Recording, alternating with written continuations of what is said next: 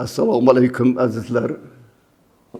Mana qarshingizda Mirahmat aka, Mirqosimov, Mirxojiyevich, Sharof Rashidovchi birinchi qabullardan boshlab u kishi bergan ko'rsatmalariga, fotihalariga qarab nimani maqsad qilgan bo'lsalar, siz yoshsiz, oldingizda katta hayot dedilar. Men ana shu hayotni bosib o'tishi imkoniga ega bo'ldim. Bu mening albatta baxtim.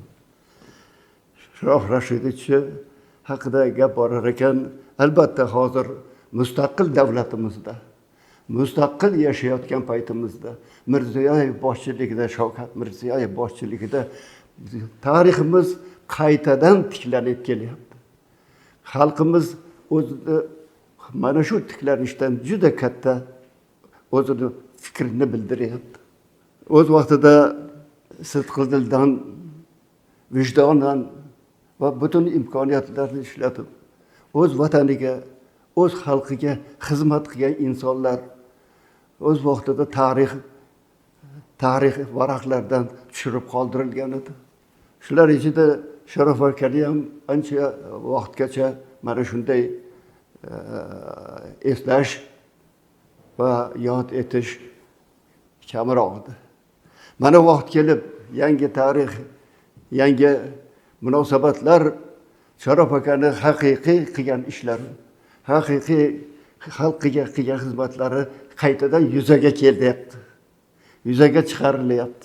1973-yilda meni elektron sanoatida konstruktorchilik byurosidan markazga xizmatga chaqirishdi. Ishga taklif qilishdi. 32 yoshimda bu men uchun juda katta o'zgarish. Lekin Sharof akani birinchi marta ish xonalariga kirganimda u kishini ko'rib, undan tashqari o'rinlardan turib, yelkamga qo'l qo'yib, "O'g'lim, mana bu yerga o'tiring" deganlari, bu endi butun hamma stresslar, hamma o'ylaganlarim, hamma nima qilsam ekan, qanday gapirsam ekan, qanday javob bersam mumkin degan mulohazalarim hammasi ketdi. Bizni kuratorimiz mana shu sanoatga, transport, loyihaga mas'ul sekretarimiz Sharof aka bilan meni vazifalarim haqida o'zaro suhbat qilishdi. Menga savol juda kam bo'ldi. Lekin men tushundimki, ularning suhbati hammasi menga qaratilgan. Suhbatning oxirida Sharof aka aytdilarki, "O'g'lim, siz yosh yigitsiz. Bizga yosh texnika, texnologiyalar kirib kelyapti. Sizlar mana shu texnika, texnologiyalarni oldiga surishga xizmat qilinglar. Ular bizga ko'p yaxshiliklar keltiradi" deb oq fotiha berdilar va men xizmatni boshladim. Ana shu xizmatim tanishtirib qo'yayki, Xorazm viloyatida, Toshkent viloyatida ishlarimda juda katta yordam berdi. Endi mana oradan yarim asrdan ortiq vaqt o'tdi. Lekin meni o'sha uchrashuv, o'sha holat, o'sha ishxonadagi sokinlik, o'sha ishxonadagi qandaydir aura shu paytgacha esimdan chiqmaydi. Respublikamizni u kishi aytadi, mana shu kelayotgan texnika, texnologiyalar siz yoshlar mana shular bilan birga o'sing, mana birga mana shu o'ylagan maqsadlarimizni amalga oshirishga yordam qiling deb. Shuning uchun men birinchi bo'lib Sharof Rashidovich boshlagan ishlarini faqat menga mas'ul qilib qo'yilgan himoya sanoati korxonalari va tashkilotlari ustidagina suhbat olib boraman. Bu bitta butun xalq xo'jaligimiz, butun yurtimizda bo'lgan o'zgarishlarni bir qismigina. Lekin mana shu bir qismida qancha o'zgarishlar bo'lgani bilan tasavvur qilish mumkin. Mana shu davrda qanchalik tezkorlik bilan hayotimiz oldiga bosganini. Birinchidan Sharof aka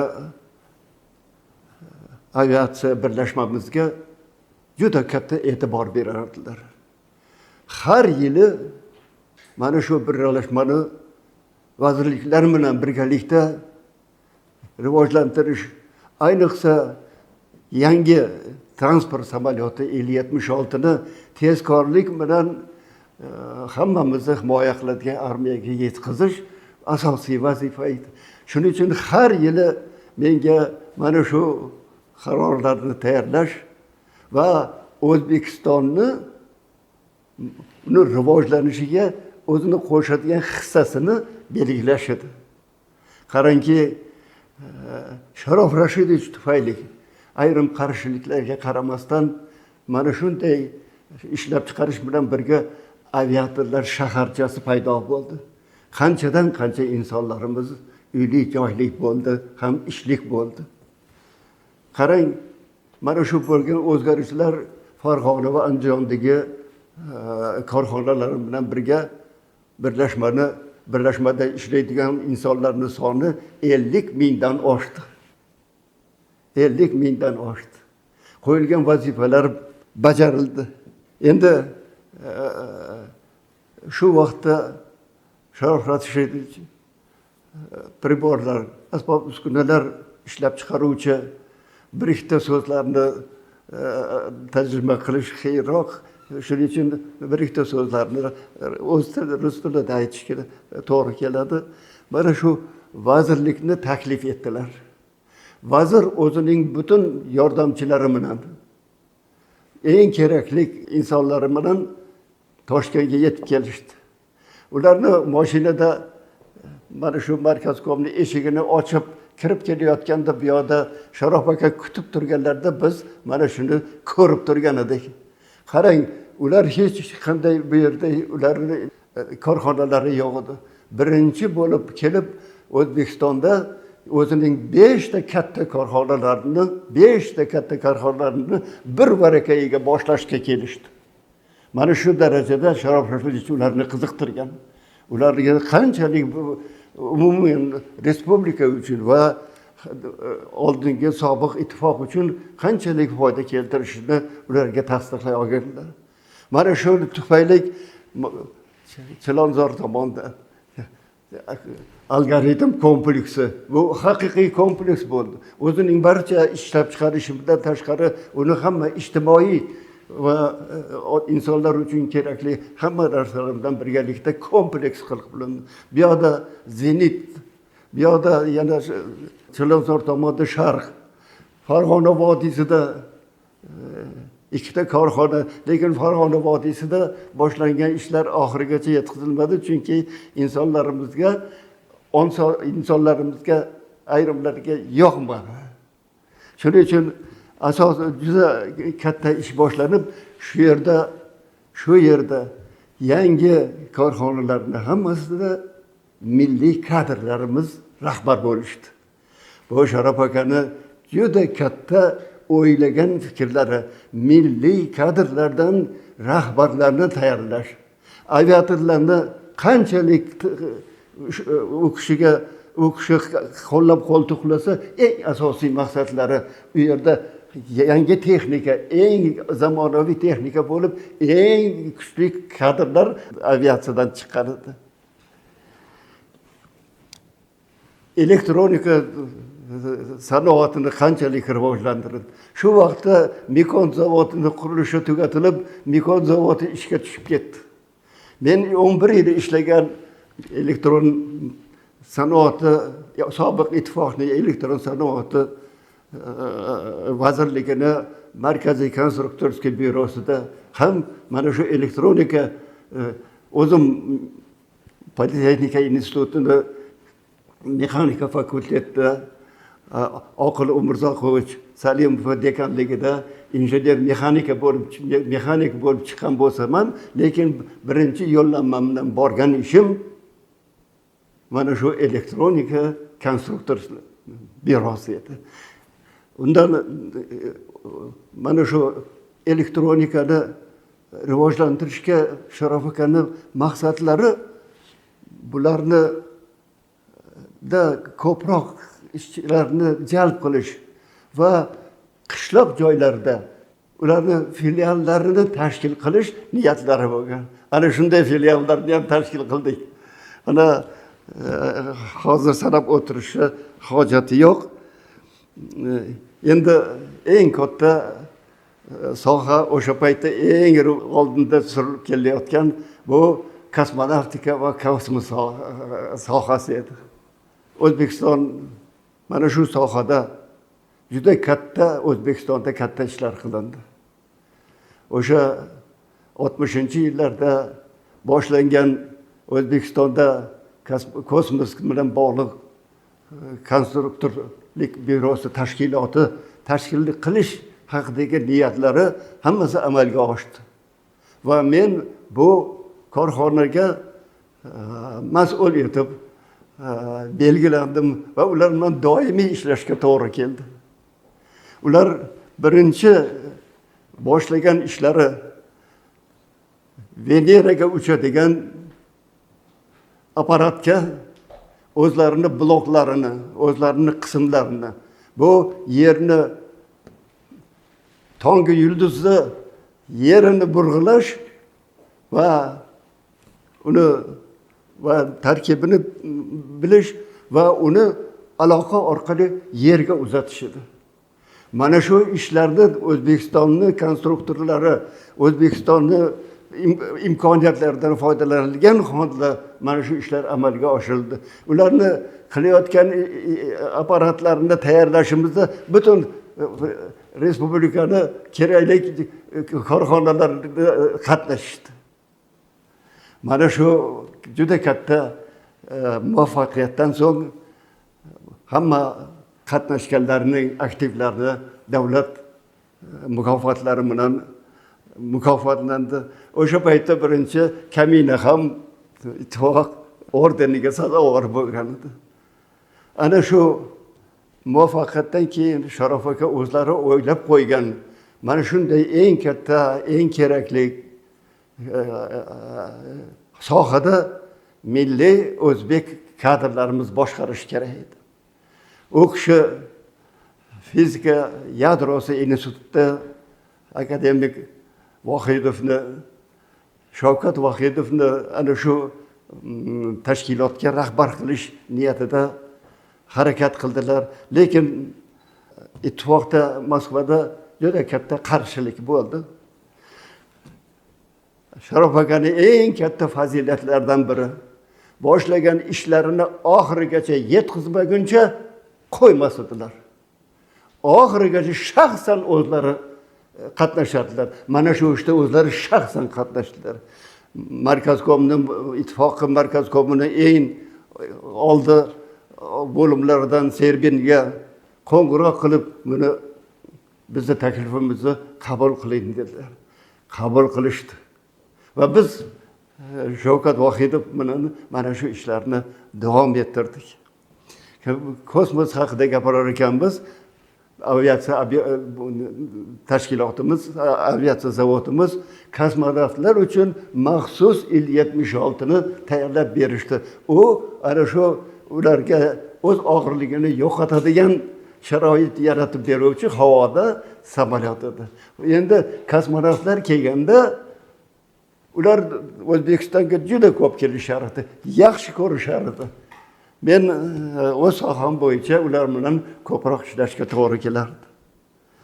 Endi keyingi hayollarim, eslaganlarimni davom ettirar ekanman. O'sha vaqtda kibernetikaga bo'lgan munosabatlari kuchli edi. Akademigimiz Vasul Qobulovich ittifoqdagi 3 ta kuchli akademiklardan bittasi Vasul Qobulovich edi.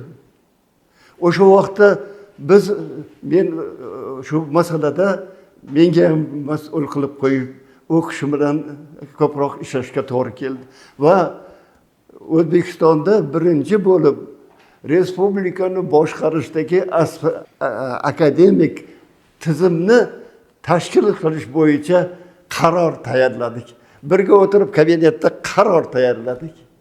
Qaror qabul qilindi. Toshkentda o'ylanilgan binosi ham boshlandi. Lekin hali boshqa butun tashkilotlarimiz, mana shu sistemada ish qilayotgan tashkilotlarimiz hali tayyor emas ekan. Bu endi juda katta masala. Shuning uchun vaqtincha bu masala to'xtatib turildi.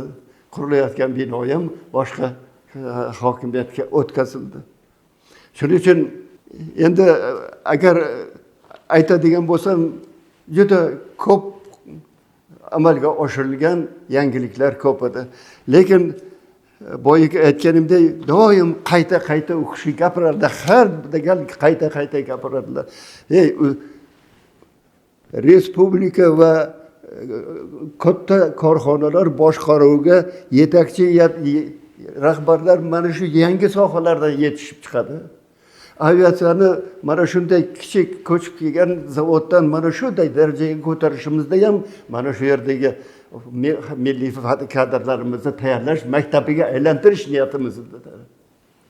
Undan tashqari bu korxonalarimizda aholini ish bilan ta'minlash va aholi ijtimoiy va iste'mol tovarlarini ishlab chiqarish yana ham ko'paydi.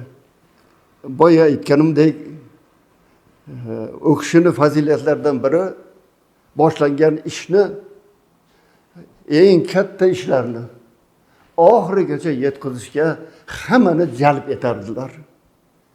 Mana 66-yilda zilziladan keyin ittifoqi Toshkent shahrini qaytadan tiklash dasturi qabul qilindi.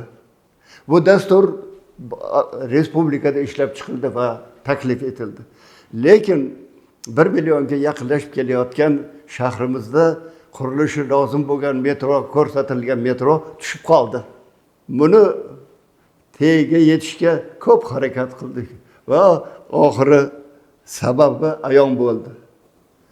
Mana shu sohada ishlaydigan moskvalik do'stlar va olimlar zilzila bo'lgan yerda, Toshkentdagi bo'lgan zilziladan keyin bu metro qurilishi ko'pchilik odamlarning oldidan yo'qotilishiga olib keladi deb, qurish mumkin emas deb to'xtatishdi. Ana shu to'xtatishga qaramasdan Sharof aka ishlarni davom ettirdilar. Olimlarga tashlab qo'ydilar. Sizlar endi eng asosiysi mana shu Toshkentda metro qurish mumkin deydigan holatga olib kelishinglar kerak edi. Bu asosan O'rozboyev, akademik O'rozboyev boshchiligida ishlaydigan, harakat qiladigan va ko'p yaxshiliklar keltirgan mexanika va inshootlar seysmik mustahkamligi institutda akademiyani sostavida. Ana shu institut va uni xodimlari bir necha yil harakat qilishdi. Va natijasi tayyor bo'lganda Moskvadan o'sha yo'q deganlarni hammasi chaqirildi. Yo'q deganlarni hammasi chaqirildi. Sharof aka boshchiligida juda katta majlis o'tkazildi. Majlisda akademik O'rozboyev emas, o'zini yer osti seysmik inshootlari va ularni texnik mustahkamligi masalasida ilmiy nomiga sazovor bo'lgan Tursunboy Rashidovga so'z berildi. Tursunboy Rashidov o'zini asosiy dokladida mana shu qurish mumkinligini to'liq tasdiqladi. Ketidan O'zbekistonning eng atoqli va shu ishlarga munosabati bor olimlarimiz hammasi so'zga chiqishdi. Ana shundan keyin shu majlisda qarshi bo'lganlarni fikri o'zgardi. Fikri o'zgardi. Lekin hali protokolda qurilishlik haqida kam gapirildi. Ular Toshkentda qurilmasa, Olmaotada quramiz degan niyatda ko'p yurishardi. Bu ham bizga zimdan bo'lsa ham ayon edi. Mana shunday qilib 70-oradan 5 yil vaqt o'tganda 70-yilni boshida Toshkent shahrida metro qurilishi mumkinligi hamma tashkilotlar bilan tasdiqlandi va 71-yilda qaror bilan Toshkent viloyati metrosi boshlandi. Bu metro qurilishiga Sharof aka o'zlari bosh bo'lib qurilishida hammalarida bahorda bo'ladigan hasharda hammamizni taklif qiladilar metro bekatlarini qurilishiga. Bu ham u kishini hayotdagi qanchalik yerga yaqinligi, qanchalik insonlarga yaqinligi va bo'layotgan ishlarni oxiriga yetkazish niyatlarini amalga oshirishga harakatlardan biri edi. Endi u kishi juda kuchli madaniyatli inson edilar. Biz bilgan insonlardan juda kuchli madaniyatli insonlar edi. U kishi hech kimga masalan shaxsan o'zim qanday sharoit bo'lmasin qattiq gapirib, u kishini shaxsiga tegishga hech qachon bo'lgan emas.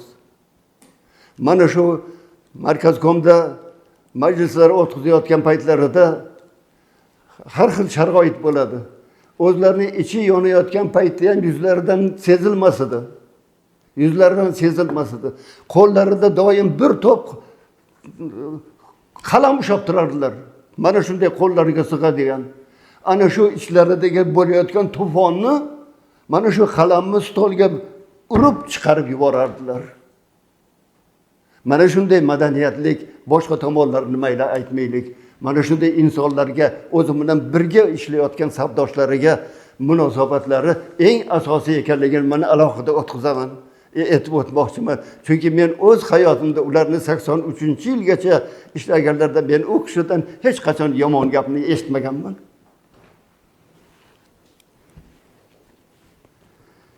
Endi albatta O'zbekiston o'sha sharoitda paxta yetishtirish, paxta xom ashyosini ko'paytirish, qayta ishlash ko'p u kishini vaqtini jalb qilardi. Bu endi albatta xalqimizga ma'lum. Ayniqsa u kishi paxtachilikda bo'layotgan yangiliklarga, undan tashqari paxtachiliklarni to'liq qo'l ishidan istisno qilishga harakat qilardilar. Hamma shunga kerakli butun kompleks zavodlar tashkil etilgan edi. Bu biz faqat o'zimizga emas, boshqalarga ham yetkazib turardik. Ana qarangki, u kishi 83-yilda oktyabr oylarining oxirida O'zbekistonda birinchi paxta rejasini bajargan Xonqa tumanini tabriklash maqsadida Xorazmga bordilar. Xorazmda Xonqa tumanida o'sha paytda keyin hokimi bo'lgan Jumaniyozov, Markis Jumaniyozov rahbar edi. U kishi tabriklab, keyin qo'llariga 2 tup paxta ko'chatini berdilar. U kishi o'shani berayotib shunday degandilar. Bu g'o'zani Avstraliyadan olib keldilar. Buni ish qilib, nav qilib ko'paytirish kerak. O'zbekiston paxtasining kelajagi shu nav bilan bog'liq bo'ladi. Olimlarga ham bersam bo'lardi. Lekin siz amaliyotda sinab ko'ring. 1 gektarida 400 ming ko'chat qoldiring deganlar. Ana shu kuni ertasiga butun aktivlar bilan uchrashib, ertasiga Xorazmda o'sha yerda vafot etdilar. Mana insonning hayoti, o'z xalqiga xizmat qilgan insonning hayoti. Uni Sharof akani o'zlarini emas, qabrlarini ham tinch qo'yishmadi. Bir necha marta qabrlari ko'chirildi, bu mening fikrim. Oxiri Toshkentning Jig'atoy darvozasida joylashgan Qo'shchi qabristonida bizni ham butun avlodimiz o'sha yerda o'zini qilxonasida yotibdi.